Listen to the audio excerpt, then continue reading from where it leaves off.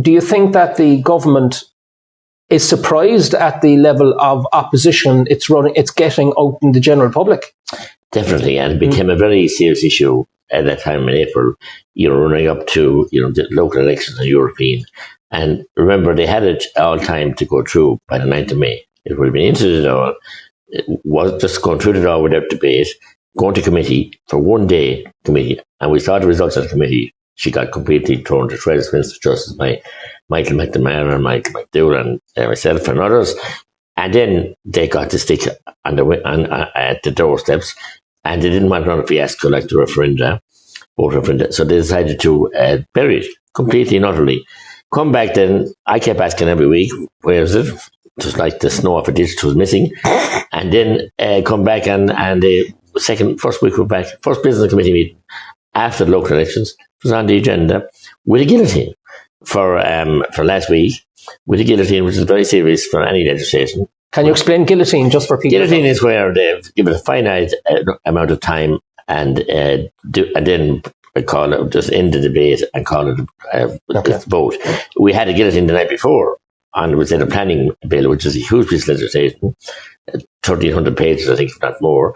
There were 700-800 amendments. We only got to 200 and something amendments, and they guillotined that also. So they cut the debate, deferred to the vote. They tried that, and then last week, I suppose, with the persistent raising of it, of course, the national media didn't go near it. As per usual, I'll be surprised. At the amount of, I suppose, people power and emails and contacts, they decided to give it the debate last week. But it was, and then they decided at 10 to 8, it was supposed to finish at 8:05, 10 to 8, they decided that they would lift the guillotine and they would have more speakers lined up. I'd been checking all through the evening for how many speakers are left. There was none. And it was about to go to finish. And they were afraid that the vote would be persistent because the last item of business before the votes, and they wouldn't win the vote. So they came in to whip. Albeit they had told us they might. Sorry, can I just pause you there, Mattie? Yeah. Are you saying, sorry, I'm clear on this now on behalf of the viewers. Yeah. Are you saying that the government was losing confidence in its on its ability to get a yes vote? So were people going against their whips then in the main parties? No, but the fact is they have a time limit for a voting block on Wednesday night. Tomorrow night they have all their members there. But the debate was going to end, and it was earlier than we expected before the voting block, so they extended it and said that more people to put in tomorrow. When I called a vote against that, and Sinn Féin joined me, we were only beaten by 6 votes. And 2 of those were beaten by, 3 votes.